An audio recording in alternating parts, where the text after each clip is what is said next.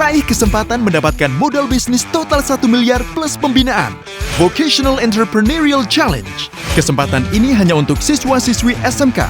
Semua siswa akan mendapatkan pelatihan manajemen dan kelas kewirausahaan. Ayo, segera daftarkan sekolah Anda. Tunjukkan ide dan kemampuan bisnismu. Info lebih lanjut, kunjungi gis-holding.id/vec. Tunjukkan SMK bisa. Halo, selamat sore teman-teman semua. Kembali di Popia Podcast Bincang Bisnis Asik. Dan hari ini saya ngopi di Warung Joglo Jati yang ada di Jalan Anggodo 8 ya? Iya. Saujajar 2. Jadi kita ngopinya pindah. Kemarin kita ngopi di Cozy, sekarang ngopinya dengan suasana yang lain. Ya, ditemani suara gemericik air, suasana etnik Jawa. Iya, konsep Jawa. Etnik Jawa. Jadi kalau teman-teman kesini suasananya klasik etnik banget. Homey. Jadi hari ini saya ditemanin sahabat saya. Nama lengkapnya adalah Paskah Maika Putra. Panggilannya adalah Nanang. Nanti nama Nanangnya di mana? Mari kita cari. Jadi Mas Nanang ini adalah salah satu pelaku bisnis kuliner yang ada di Malang dan sudah lama lah, lebih dari 5 tahun Mas ya sebenarnya. Jadi dia berkutat di kuliner, ada 2 brand yang sekarang dia kelola. Ada satunya adalah Warung Lalapan Mbak Win, satunya Mie Pangsitku gitu. Dan ada beberapa nanti sebelum bahas lebih jauh bisnisnya Mas Nanang, ada banyak cerita sebenarnya, banyak cerita inspiratif yang harus disampaikan juga di sini, karena menurut saya juga ini beliau seperti sekarang, Mas Nanang seperti sekarang juga nggak lepas dari proses sejarah panjang yang menarik sekali. Wah. Inspiratif, menguras air mata nggak ya?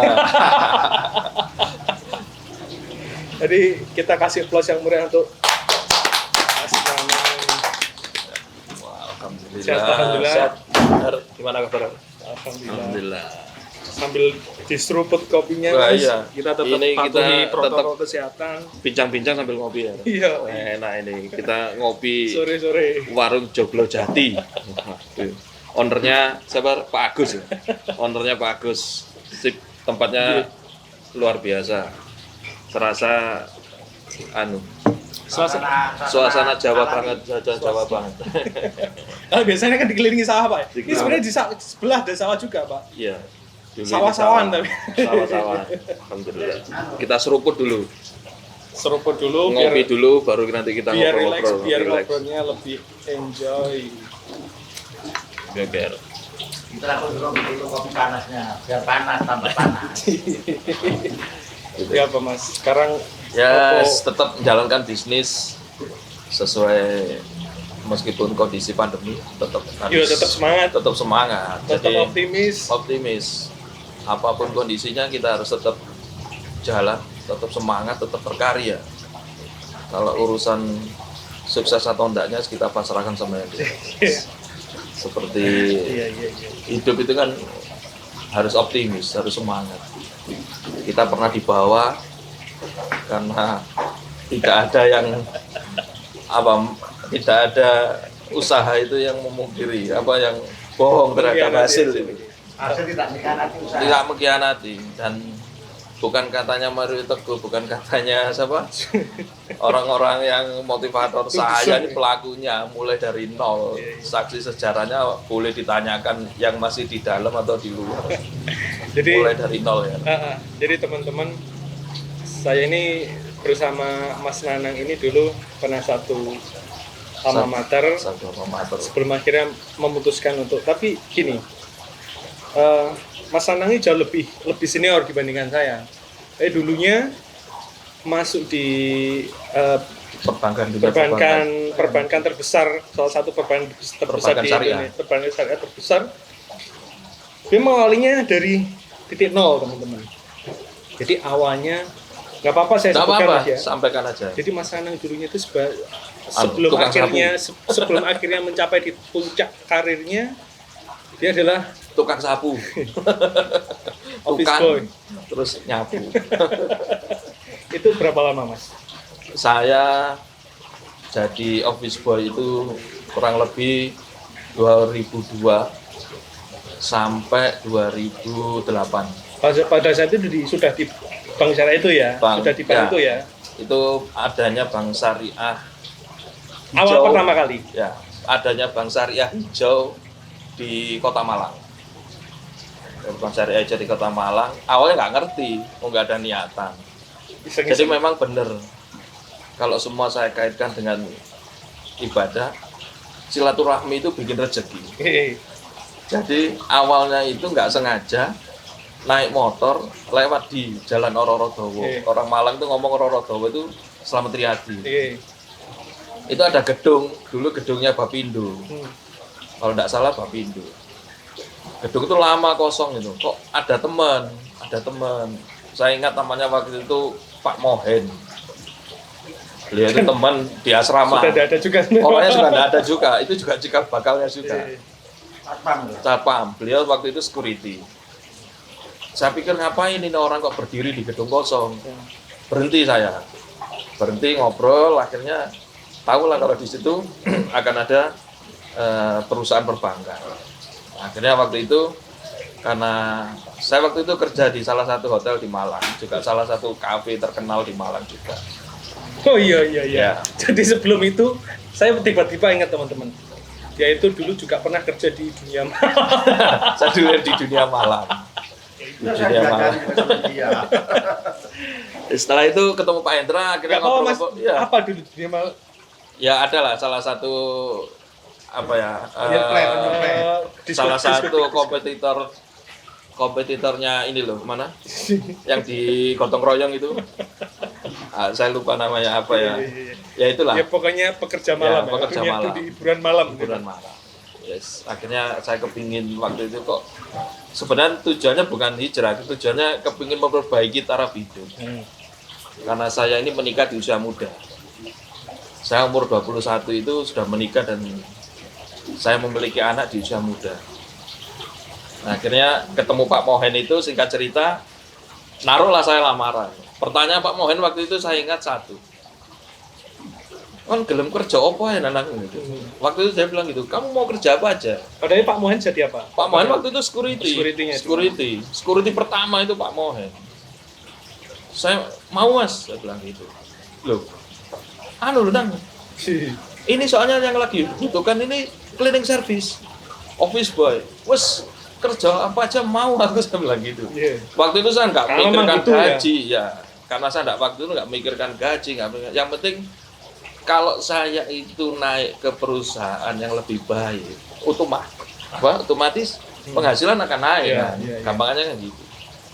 Singkat cerita masuklah di situ, saya pikir waktu itu langsung kerja. Ternyata kantor masih renovasi, campur tukang. Jadi nunggu dulu akhirnya. Nah, ya kerja saya itu akhirnya waktu itu memang betul yang disampaikan beberapa motivator itu. Faktor orang dalam itu juga berpengaruh.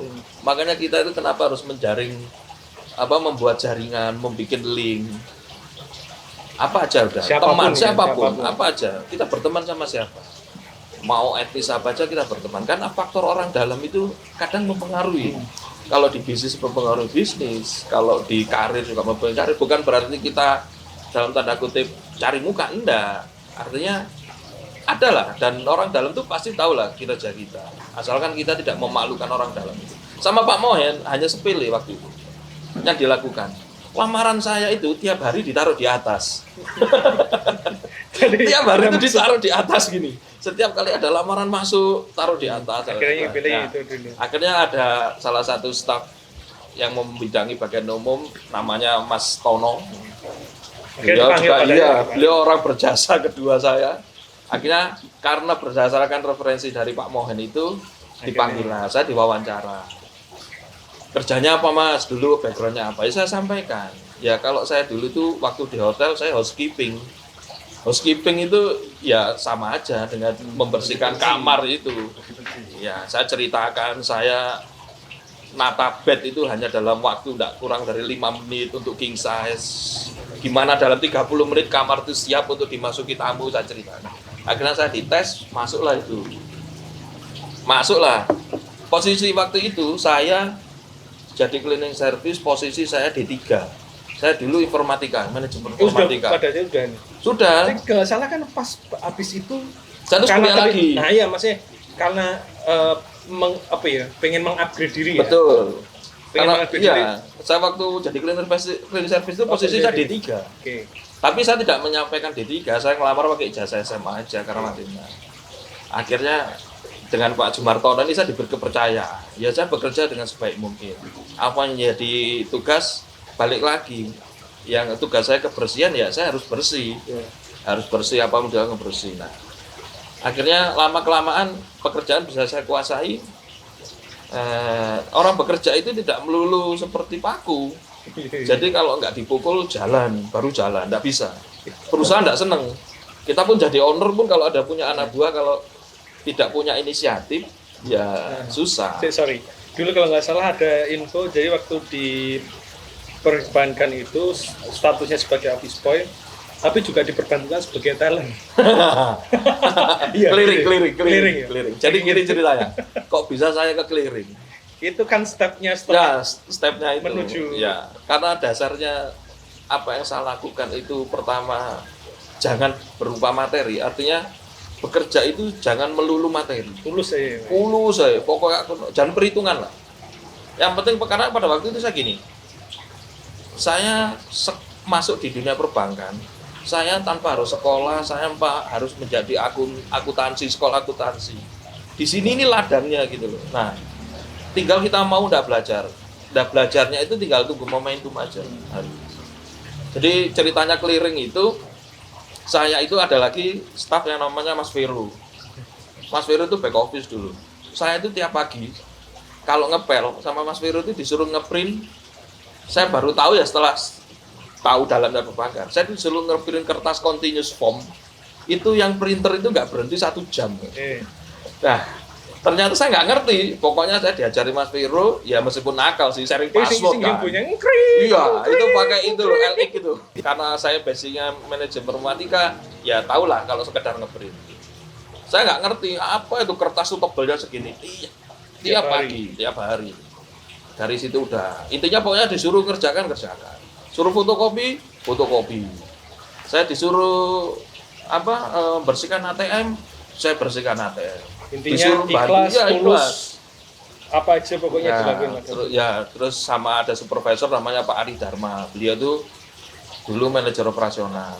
Beliau tidak pelit ilmu. Artinya selama masih dalam batas dan masih bisa, ya sebenarnya tidak boleh. Saya mengerjakan tugas yang dilakukan staf itu tidak boleh. Tapi karena waktu itu pekerjaan dan orangnya kurang, akhirnya diperbantukan. Jadi sampai dulu transaksi itu ada namanya Pak Fuad, Pak D itu. Orang-orang kalau manggil Pak D paling senior. Jadi back office bisa baca koran itu Pak D. Jadi yang ngerjakan transfer, clearing, deposito, pajak itu saya. Tapi ya kalau pagi ngepel tetap aja. Itu 6 tahun. Itu. Terus akhirnya prosesnya kemudian menjadi pegawai organik kan.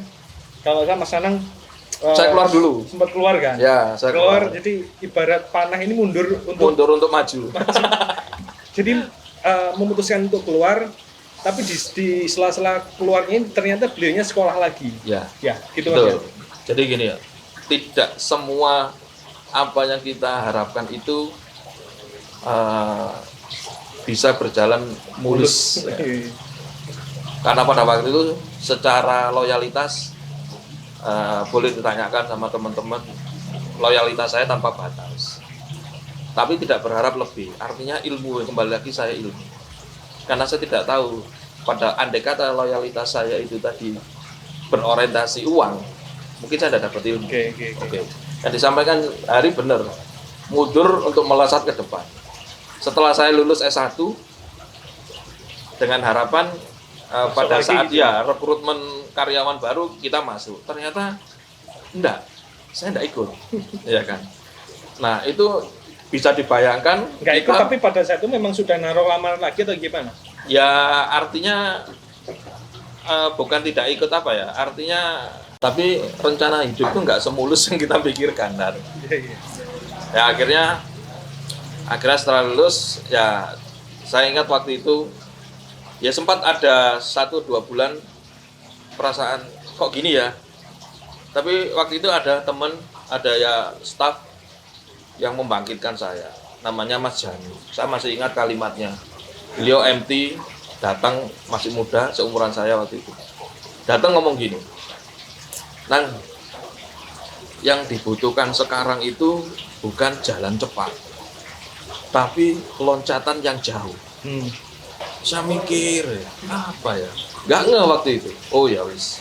Artinya jawaban itu belum saya tahu setelah saya mengalami fase itu tadi. Akhirnya saya putuskan karena waktu itu kita banyak teman staff yang keluar, terus siapa saja yang penting saya berbuat baik sama teman, berbuat baik sama staff, sama marketing atau siapa. Waktu itu ada marketing namanya Mas Arthur Khan. Beliau itu AU pertama dulu. Beliau udah keluar, ngabdi di banyak bank. Suatu saat saya menjalin hubungan dengan beliau ini agak unik. Hubungannya apa? Saya itu dipasrahi kunci Permata Jingga rumahnya. Jadi tiap bulan itu biasanya tak rumah, tak bersihkan. Tiap bulan titip bayar listrik, air. Waktu masih belum online ya. Terus selama 2 tahun. Suatu saat saya bahasa nih wadul sama Mas Arthur. Bang, aku wis lulus bang, S1. Tapi iki DP celahnya belum ada. Bahasanya gitu. Saya ingat waktu itu bulan sebelum Mei ya Pak, April. Nah, kamu mau kerja luar kota? Mau. Pokoknya saya itu waktu itu nggak nolak, mau. Di mana Bang? Surabaya mau. Besok kamu Sabtu ketemu aku di Arjosari. Bawa lamaran. Masuk. Ternyata saya masuk di mana? Saya nggak ngerti waktu itu. Pokoknya manut Mas Arthur. Apa nama banknya? Mang aku. Wes pokoknya kamu mau kan? Mau. Begitu udah tes wawancara, waktu itu saya baru merasa ilmu saya, jeripaya saya terbayarkan itu waktu. Bayangkan apa yang saya kerjakan, mulai yang disuruh Mas Vero, disuruh Mas Tono, disuruh sama Pak Ari Dharma, disuruh sama Pak Defuat, disuruh sama Mas Imam Yudhoyono, saya kerjakan semua, disuruh sama Mbak Lia, sampai ganti kertas ATM itu saya harus bisa. Orangnya kita tag di bawah ini namanya yang barusan disebutkan tadi. Tak sebutkan semua, kan orang-orang berjasa. Orangnya masih aktif. Masih aktif, dan beliau ini terus terang berjasa ilmu. Pak Fuad itu yang ngajari saya baca neraca, ya kan. Akhirnya begitu saya wawancara, saya sebutkan apa yang saya kerjakan di. Waktu itu kok kebetulan yang wawancara saya itu namanya Pak Oki Farizal Ahmad. Sekarang jadi grup headnya di Mandiri Syariah. Akhirnya jadi pimpinan saya itu. Oke. Terus kemudian itu berapa lama Mas jangan di? Saya itu 2 tahun. Terus akhirnya posisi puncak tertinggi saya jadi manajer operasional Jawa Timur. Bayangkan, habis jadi tukang sapu 6 tahun hanya dengan tempo 3 bulan. Hanya dalam waktu tempo 3 bulan saya itu sama Pak Oki dijadikan manajer operasional wilayah Jawa Timur. Hanya dalam tempo 3 bulan. Apa yang saya lakukan 3 bulan itu? Apa yang saya pakai di karya, ilmu yang saya gimana? Itu saya copy paste. Saya ngurusi kontrak gedung itu 17 unit. Saya urusan dengan notaris. Itu pada saat itu di Malang Mas ya? Saya di Surabaya. Surabaya. Di Surabaya. Ya, alhamdulillah diapresiasi. Sempat bingung. Ya, akhirnya terbayar. Iya. Jadi office boy. Di sana disuruh mimpin operasional. Bingung lah saya. Akhirnya ya harus tetap dengan percaya diri, harus dengan keyakinan. Apa yang sama rasakan ketika sudah mencapai di titik itu Mas? Yang jelas posisi dari waktu perjalanan karir sampai seperti itu. Iya. Yang jelas waktu itu bingung antara bingung sama minder. Mindernya gini, orang-orang kan tahunya saya waktu itu mungkin jadi staf organik di sana, mungkin padahal kalau mereka tahu saya kan dulu dari nol, bayangkan. Tapi alhamdulillah ilmu itu memang membawa rezeki, yakin saya. Makanya kita itu harus selalu menuntut ilmu supaya kita ini tidak tersesat. Artinya meskipun kita dulu backgroundnya tukang sapu, tapi ilmu yang kita dapat begitu kita menempati posisi itu, ilmu ini manfaat luar biasa. Ya alhamdulillah, yang jelas bingung. Apa ya? Sekarang bilang disuruh memimpin, dulu tukang sapu disuruh memimpin anak-anak operasional. Ya alhamdulillah, itu berkat orang-orang yang dulu membimbing saya. Yang ya situlah 6 tahun itu ilmunya luar biasa. Terus lompatan ketika sudah dari cuma 2 tahun. 2 tahun akhirnya karena saya dulu itu ya aset terbesar ya, Bank Syariah aset terbesar, terus ikut Bank Syariah bukan meremehkan. Tapi kan waktu itu masih kecil. Ya ibarat orang itu mari melok juragan gede, melok juragan cilik ya pasti ada. Tapi yang saya ambil ilmu dari Syariah satu, dan itu diajarkan oleh Pak Oki, etos kerja. Luar biasa, saya belum pernah mengalami kerja sedemikian sedemikian kerasnya. Dan saya senangnya di Syariah itu selain keras, semangat, birokrasi itu tidak bertele-tele. Itu waktu dipimpin dengan Pak Oki, yang penting bisnis, orientasinya bisnis, nggak fraud, jalan.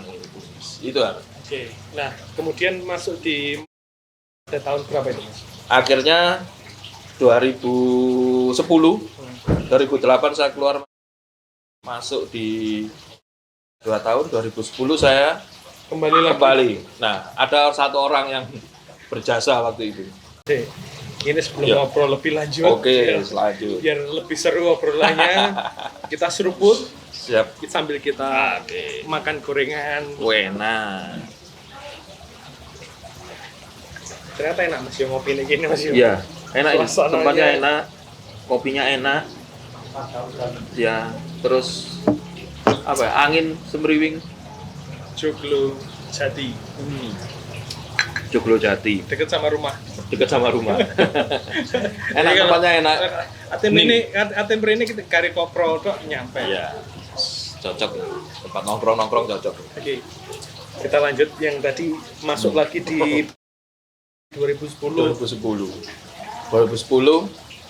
masuk lagi faktor orang dalam. Memang faktor orang dalam itu penting, tapi bukan berarti orang dalam KKN ya, enggak. Jadi tetap kita orientasinya orang dalam karena memang mengetahui kerjaan kita, sudah kenal dan sudah tahu kinerja sampean. Iya, artinya bukan karena sampean ini keluarga atau apa. Bukan karena nyogok, bukan karena apa, enggak. Jadi beliau sendirilah yang menilai. Artinya gini aja gampangnya, kalau kita pakai cara terbalik, kalaupun waktu itu kerjaku nggak api, nggak mungkin dong teman-teman ini mau membantu saya, kan gitu aja gampangnya. Masuk akal. Nah, waktu itu saya balik dibantu, namanya Pak Muhajir. Dengan usia saya injury time, injury time untuk posisi berapa masuk. usianya pada saat itu? Waktu itu 30, mau menjelang 30 kurang 6 bulan.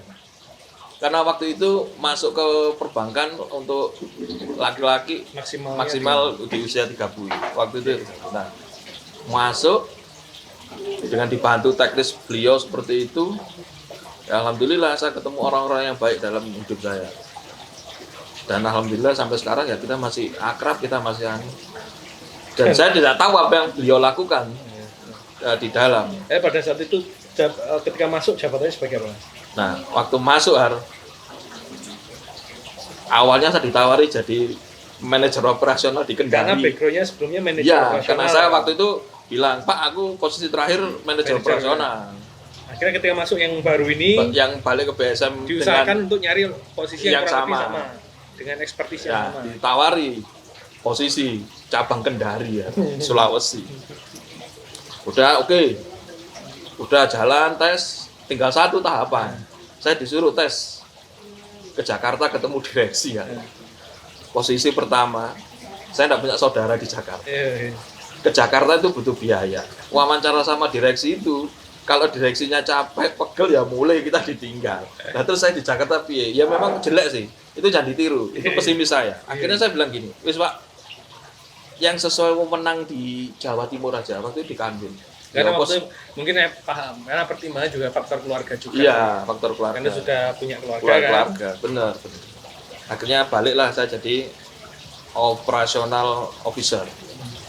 Operasional officer, terus ditawari berapa tempat, akhirnya saya ngambil di daerah Kediri dengan pertimbangan jarak. Udah masuk, lucu lagi. Teman-teman saya di Kediri itu juga dulu ya kenal saya. Ada beberapa orang. Saya masuk ke Kediri itu spesial hire, dan yang lucu lagi, OO di wilayah Kediri itu belum ada yang officer. Nah saya masuk, datang itu sebagai orang baru jadi officer. Waduh, beban mental. Iki sopo iki? Artis ndi meneh iki. Ya, biasa kalau kantor kan ketika orang ya, masuk kompetisi seperti itu. Kompetisi terus kemudian levelnya tinggi kan pasti timbul tanda tanya. Timbul tanda tanya. Tapi akhirnya waktu itu meskipun saya masuk sudah posisi officer karena special hire, tapi tetap menunjukkan kinerja. Ya, saya melihat kinerja waktu itu ya alhamdulillah hidup saya ketemu orang baik. Saya ketemu dengan pimpinan waktu itu Rafiq Kautsar. Wah luar biasa. Beliau yang mengajari saya, yang memotivasi saya. Luar biasa. Satu-satunya pimpinan selama 2 tahun yang nggak pernah marah itu ya Rafiq Kautsar itu. Dia masih muda. Ya enggak beda jauh dengan kita. Ya alhamdulillah. Itulah perjalanan. Ya, berapa lama? Saya di Kediri itu sebelum akhirnya terakhir kan ke Malang. di Malang. Nah, saya di Kediri 2 tahun. 2 tahun ya sempat nakal. Nakalnya sama Pak Rafiq bilang gini, "Pak, saya tak pindah Malang ya." Marah pimpinan saya. Artinya marah itu bukan ya, bukan berarti enggak. Lah saya ini milih sampeyan buat bantu saya kok sampean mau ninggalkan saya. Oh ya Pak, maaf ya jadi ya. Itulah yaitu dinamika. Balik ke Malang 2013 saya balik ke Malang. 2013 balik ke Malang. Waktu itu saya jadi OO di cabang Turen sama Pak De Fuad. Kembali lagi orang-orang yang baik. Pak Fuad berjasa memulangkan saya ke Malang. Ya itulah akhirnya sampai 2018 April saya memutuskan untuk memutuskan untuk resign kan. Iya. Itu pada saat itu jabatan terakhir apa Mas? Saya jabatan terakhir waktu itu kepala warung mikro cabang pasar besar. Iya. Kepala warung mikro itu artinya memang ada beberapa segmentasi bisnis. Itu mikro yang di supervisory ya. Itu yang untuk yang itu ya.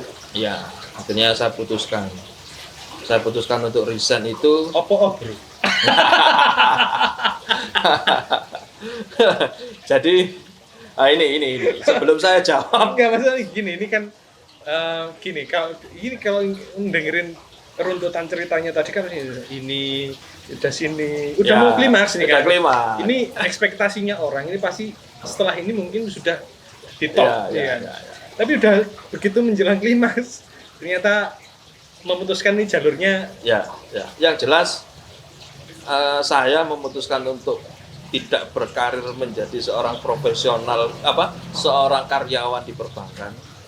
Itu tidak ada karena emosi, atau kekesalan, atau dendam, tidak ada. Demi Allah tidak ada.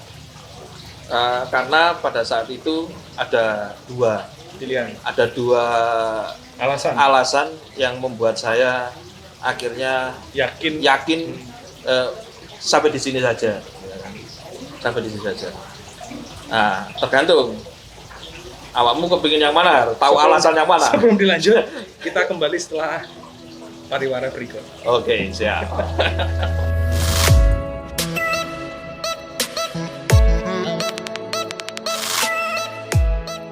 Alasannya 2. Jadi 50% alasan ini, 50% alasan ini. Yang pertama, alasan saya untuk memutuskan untuk berhenti itu sebenarnya Kalau kita ngomong dunia, saya kan dulu di marketing, ketemu mulai dari yang kelasnya small sampai yang mikro. Artinya mereka yang saya temui ini bekerja keras, tapi untuk dirinya sendiri. Ya mohon maaf, saya tidak membuat demotivasi teman-teman yang saat ini masih bekerja. Enggak. Ya, tapi nggak apa-apa, ini iya. justru menginspirasi teman-teman buat segera resign. Memang Jadi, tujuan saya bikin podcast ini untuk merisenkan orang-orang ya, yang untuk membuka mata. Iya, Ternyata rezeki itu iya, tidak sebatas iya. tembok. Ya. betul. Sebenarnya itu, Ar. Saya memutuskan ternyata waktu itu yang menginspirasi saya itu ada nasabah namanya Pak Imam Mazhadi. Dia juga orang perbankan. Developer. Iya, developer. Beliau dari itulah bank BUMN terbesar, retail tapi terbesar. Loh kok iso jadi seperti itu, jadi seperti ini? Kenapa? Kok nggak bisa ditiru? Artinya bukan niru bisnisnya ya, Dan tapi kalau nggak salah Pak Imam Mazhadi dulu, kalau saya kebetulan ikut Ikut nge-review kan, kan, ya. bisnisnya saya yang Ya, filter kan ini ya, layak apa ya. enggaknya. Nah, Beliau adalah salah satu orang mantan, iya kan, mantan pegawai. mantan pegawai, manajer Iya. bisnis BRI Manajer, Surabaya. iya. Akhirnya dia memutuskan Untuk resign. Itu menginspirasi. Menginspirasi. Ya seperti itulah. Jadi contoh-contoh seperti itu banyak saya temui. Akhirnya saya memutus gini. Saya kerja mati-matian. Tapi kalau itu untuk bisnis saya, itu akan lebih baik. Ya Artinya bukan lebih berarti fair, ya? bukan berarti teman-teman yang saat ini bekerja keras di perusahaan nggak ada imbal balik, ya itu pilihan. Wallahu alam itu pilihan. Tapi bagi saya pribadi, loh, kenapa energi yang saya keluarkan ini tidak untuk usaha saya yang nantinya juga kembalinya Iya. ke kita? Berarti selama itu nggak sadar ya? Nggak sadar. Itu mulai sadar. Loh, aku selama ini apa? Ternyata kalau saya hitung perjalanan hidup menjadi dari 0 sampai puncak tertinggi itu nggak terasa 17 tahun. Diajak segala macam ilmu nagih dapat. Dan nyadar-nyadar rambutnya udah putih semua. Rambutnya udah keluar putih. Posisi kita Loh, kok masih kayak gini? kok masih kayak gini gitu kan. Akhirnya ya itulah. Itu yang alasan pertama. Alasan kedua, alasan keluarga. Artinya keluarga itu lebih cenderung ke psikologis sama ke ibadah. Saya gini, tanpa kita sadari, saya pribadi, saya menceritakan keluarga saya. Ibarat orang, saya ini kehilangan, dalam tanda kutip, Waktu. kehilangan anak pertama saya.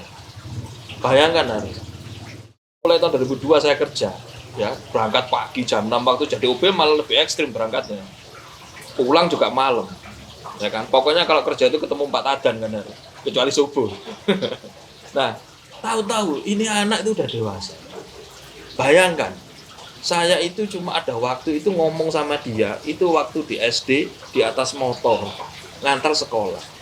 Bayangkan, waktu itu tidak bisa mundur dan anak ini lama-lama butuh sosok orang tua. Nah, saya tidak mau itu terjadi ke anak saya yang kedua.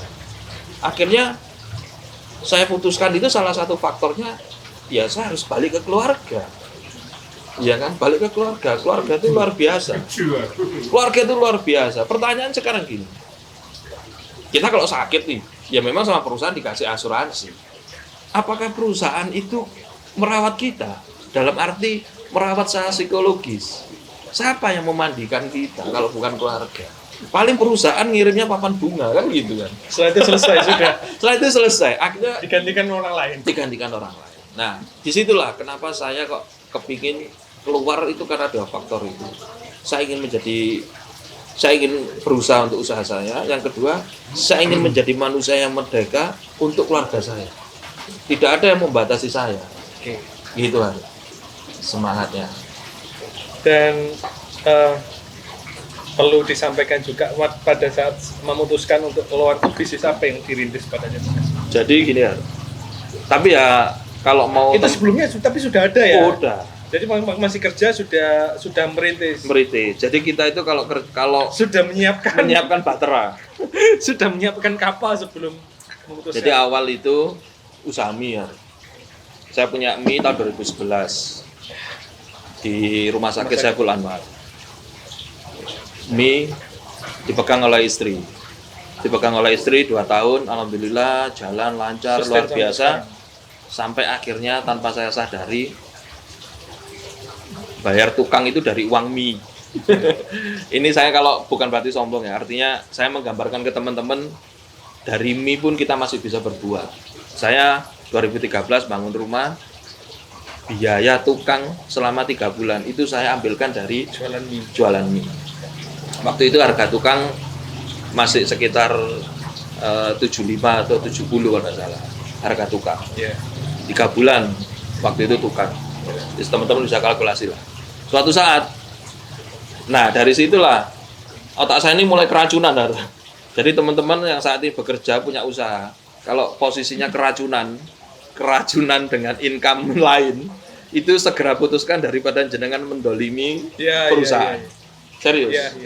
Serius, karena di situ pasti akan muncul demotivasi. Pasti itu, tidak boleh Artinya bohong. dalam pekerjaan pun juga akhirnya banyak yang dikorbankan. Iya, betul. Nggak profesional. Nggak profesional. Mending segera putuskan ambil usaha atau tetap menjadi seorang karyawan. Itu. Bayangkan. Tapi kalau misalkan hidup di 2 pilihan, emang nggak iso, Mas? Nggak bisa. Kerja itu harus fokus. Nggak bisa. Udah, saya yakin. Coba lah. Hasilnya juga setengah-setengah nanti. Awalnya saya juga berpikir seperti itu, kan. Awalnya berpikir. Waktu itu saya di Singosari. Awalnya di Singosari. Bayangkan, penghasilan saya bekerja di perbankan waktu itu 2011 itu ya mohon maaf, ini saya ngomong sebelum pandemi ya, kita menceritakan kondisi saat itu masih normal, ekonomi belum itu hanya ditempuh dengan jualan istri saya itu nggak lebih dari 10 hari. Saya kerja 1 bulan itu hanya ditempuh. Artinya jangan meremehkan usaha. Sekecil apapun, meskipun itu rombong, meskipun itu motor, tapi you owner, you boss, you bisa berbuat apa aja. Jangan meremehkan. Lah mereka tuh kayak Cilo, itu anggaplah omset 600 kalau kita hitung kasar. Dia kerja 30 hari sudah, ya kan? Berapa udah? 18 berapa? 6 kali 30 ya udah 18. Ya. 18 itu loh, kalau usia anak muda jadi karyawan dengan income 18 itu kerja posisi apa? Yang penting itu cuan. Ya kadang kayak gini, Mas, kita itu melihat sosok seseorang itu dari apa yang terlihat di mata. Iya kan? Betul. Ya. Tanpa merendahkan siapapun, ketika kita memakai dasi, ya, ini itu ada kelihatan kebanggaan. lebih keren ya. Ada. Memang pilihan sih, semua itu pilihan. Tapi bagi saya pribadi, saya sudah mengalami fase itu. Jadi berdasi, bersepatu mengkilat, Pulang pagi, pulang pagi lagi. Terus Iya, Sabtu Minggu masih diminta untuk bekerja, itu bagi saya itu sudah lah waktu yang luar biasa. Dicukupkan, akhirnya Cukup lah. memutuskan untuk itu. seperti Dan kalau itu. nggak salah kan ada satu lagi bisnis yang ini, Mas, ya. Selain mie, Iya. ada lalapan, Jualan lalapan. namanya juga mengambil lalapan, dari nama nama istri. karena istri ini hoki. Sebelum membahas lebih lanjut bisnisnya, seberapa besar peran seberapa apa istilahnya, seberapa penting istri di mata Mas Nana? Peran seorang istri. Ya, peran istri itu ya luar biasa. Ya kita nggak akan bisa jalan tanpa ada sosok wanita pendamping kita. Entah itu fungsinya sebagai kontrol, sebagai teman sharing, nggak bisa. Nggak bisa. Kalau jenengan jadi pengusaha dan sukses, segera cari istri. Kalau bujang. Loh betul. Saya itu kalau menganalogikan, perempuan itu kalau begitu menjadi istri, Anda telah memiliki Menteri Keuangan terbaik setelah Sri Mulyani. Itu adalah istri. Benar. Iya. Istri itu Menteri Keuangan terbaik. Gitu loh. Sri Mulyani nggak ada apa-apanya dengan istri. Ya, makanya artinya aku lihat dari 2 bisnis yang Saman kelola ini, satu dulu juga yang mengawali juga istri, yang kedua dengan produk yang berbeda, namanya juga tetap nama istri. Nama kan? istri, ya. Ya memang kalau bagi saya yang penting karena memang itu istri yang bisa memanage atau yang memegang, ya kita sebagai supporting unit. Iya, sporting unit. Artinya harus tetap itu harus pasang sandal itu harus jalan seirama. Nggak bisa. Kalau yang pos, makanya tadi saya bilang kalau yang posisinya sekarang jadi pengusaha tapi belum beristri, segera beristri. Karena saya yakin Saya ada opsi lain nggak? Ada terusannya nggak? Nggak ada. Oh, ini. Loh, nambah rezeki kan istri itu. Lah kan rezekinya istri itu kan kadang lewat suami, rezekinya anak itu lewat suami. Ya balik lagi, itu istrinya satu. Itu sama kan? Kalau satu ya kan? Ya, enggak. Kalau Kalau masalah lebih dari satu berarti kan nambah. loh, berarti pintu. rezekinya tambah banyak. Nah, Jadi gini. Saya bukan penganut ilmu poligami, enggak. Tapi saya bukan berarti tidak setuju. Kalau tidak bisa mengikuti itu, bolehlah. Tapi karena gini, poligami itu ayatnya Quran kan. Kita nggak boleh mungkiri ayat Quran kalau sama Muslim. Kalau kita nggak sanggup ya nggak usah dijalani. Tapi jangan pernah memungkiri poligami. ya. Bagi orang-orang yang bisa silakan. Kalau saya sendiri Kalau nggak mampu ya nggak. saya bukan tidak, belum. Mas bojone sama nonton. Loh, kan saya nggak ngomong tidak, Kamu belum. ya, oh iya Pak. Kan ada berapa faktor lah. Ya mungkin karena sakit. Nggak usah di lost no. Nggak usah, ini lost doll, nggak usah saya. Iya. Karena betul. Bukan belum, artinya kalau mungkin suatu ya kita nggak tahu ya. Pada saat itu istri sakit, daripada kita berbuat zina, kita berbuat maksiat. Ya kalau memang itu jalannya, ya qadarullah kita nggak ngerti. Tapi ya kita nggak usah ngomong ke sana. Itu kita next. kita balik ke bisnis. ngomong bisnis. Jadi pure bisnis ini jalan sudah berapa lama? Kalau mie yang udah start duluan, Ya. sekarang udah berapa tahun? Kalau yang 8 sudah Ya, berapa tahun? mie udah mulai dari 2011 ya. 2011 akhirnya saya punya sekarang karyawan satu. Mie itu akhirnya mie saya serahkan karyawan satu, udah jadi orang kepercayaan, ya niatnya bantu. Mie itu 2011 sampai sekarang masih berjalan ya, berarti sekitar berapa?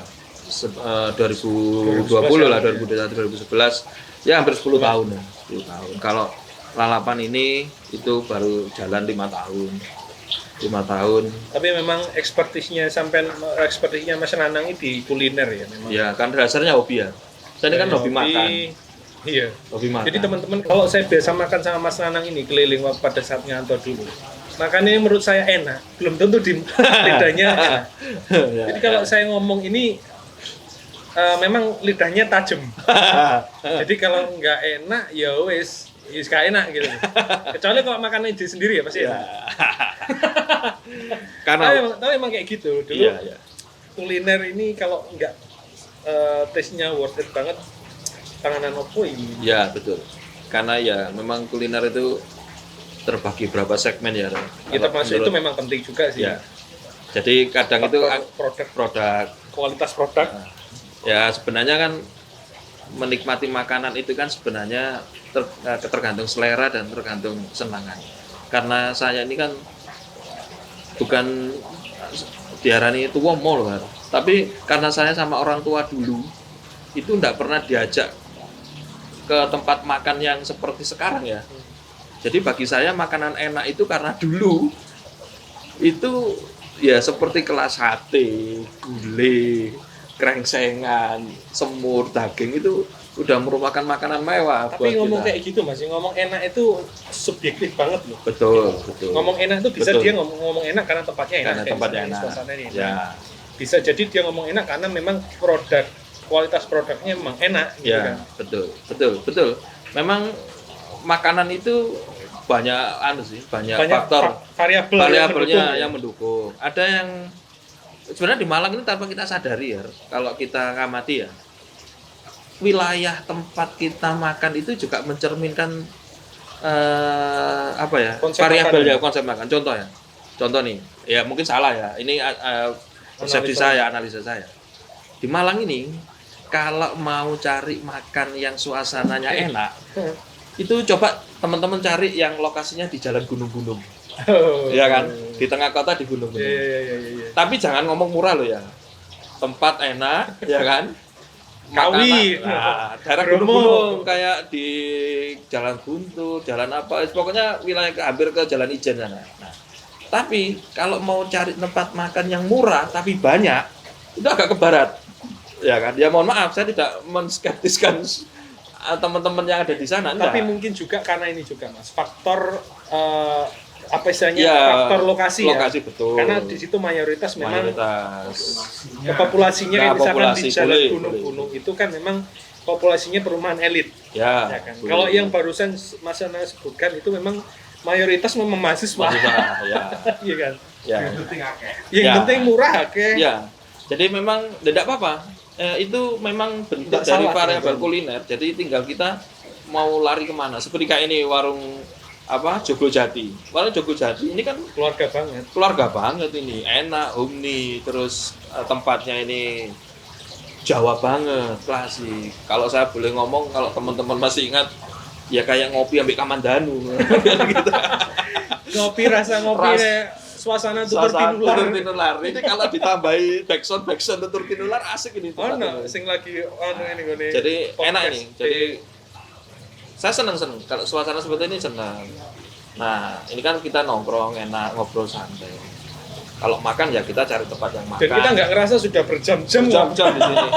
karena suasananya Iya, mendukung. terima kasih nih buat ownernya Joglo Jati, Pak Agus. Thank you ini.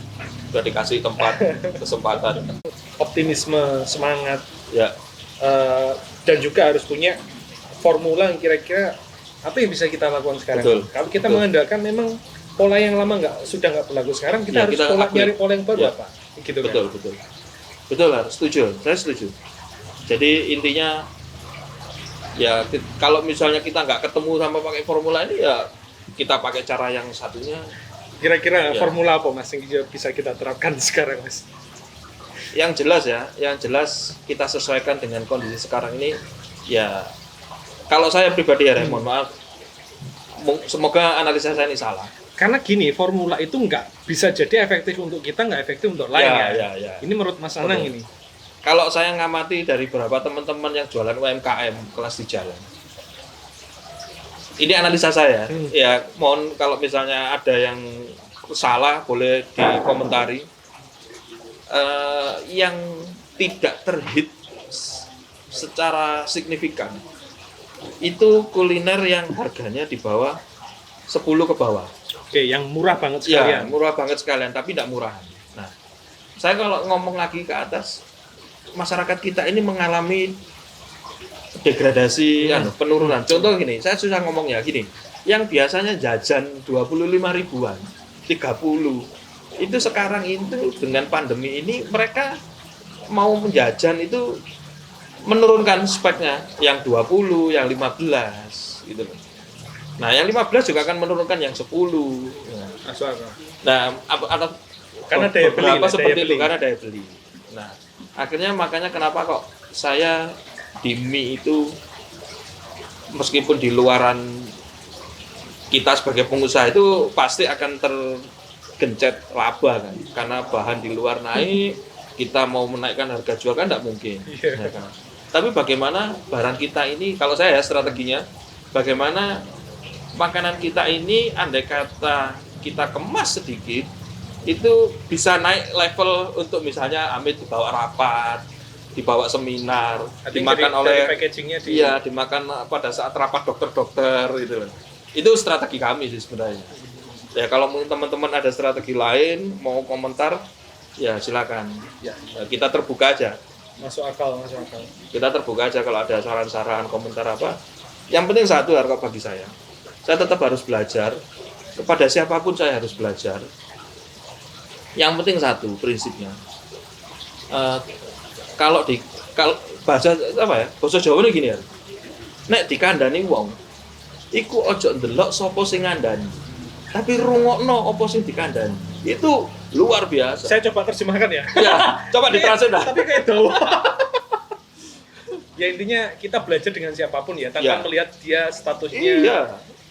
ini levelnya etnisnya apapun. apa, agamanya apa, selama itu untuk urusan dunia, Kita menyiapkan gelas kosong di gelas situ. kosong lah. Betul lah, saya setuju sama Ari. Posisikan kita sebagai gelas kosong, posisikan kita sebagai orang yang nggak ngerti. Bukan pura-pura bodoh ya, tapi Bukan, memang posisinya bukan. kita harus banyak belajar. Ya. Jangan begitu dikasih tahu defend dhisik bahwa Ya. pendapat kita yang benar, jangan. Karena juga sebanyak yang kita tahu, masih banyak hal yang kita tahu. Betul. Ya itulah. Ya akhirnya harus pinter-pinter belajar sekarang. Oke. Belajar sama siapa aja. Mau kemana aja, asalkan itu mencari ilmu, belajar untuk perbaikan. Gak apa-apa, kita berangkat. Belajar sama siapa. Kira-kira Mas Anang dengan kondisi sekarang, apa rencana 5 tahun ke depan, Mas? Yang penting kalau kondisi pandemi ini ya, yang penting kita bertahan hidup dulu. Oke. Kalau bisa karyawan tidak sampai ter-PHK. Sambil kita memperbaiki dan melihat peluang. mengkondisikan dengan suasana pandemi ini yang banyak dinamikanya ini, tetap kita harus survive, tetap harus mencari celah, harus lebih semangat lagi. Terus yang terpenting kembali lagi kerja ya ibadah, karena nggak ada lagi lah bagi saya kekuatan yang kita bisa bertahan dengan kondisi ini kecuali sabar sama ibadah. Bagi saya sebagai penganut muslim itu. Terus saya punya prinsip hidup gini ya. Bagi saya prinsip hidupnya gini. Saya itu bangga, bukan bangga jadi apa, tapi saya itu bangga bisa apa. Karena belum tentu orang yang jadi ini bisa ini. Tapi kalau orang yang bisa ini, belum tentu jadi. Saya ulangi, saya itu bangga bisa apa. Tapi bukan bangga jadi apa. Saya harus bangga bisa apa. Oke. Mau jadi apa, jadi seperti ini saya bangga. Closing statement yang luar Closingnya biasa. seperti itu. Oke. Oke, ini tadi obrolan kita bersama Mas Nanang, owner dari Pangsitku dan Lalapan Mbak Win. Banyak cerita-cerita obrolan inspiratif yang kita bahas hari ini, dan juga ada banyak kata-kata motivasi dari beliau untuk tetap survive, tetap optimis dengan kondisi sekarang. Jadi itu tadi teman-teman, selalu tonton terus Popia Podcast dan jangan lupa subscribe, like, dan komen. Sampai ketemu di episode selanjutnya. Oke. Terima kasih, Mas. Terima kasih ya. Sukses.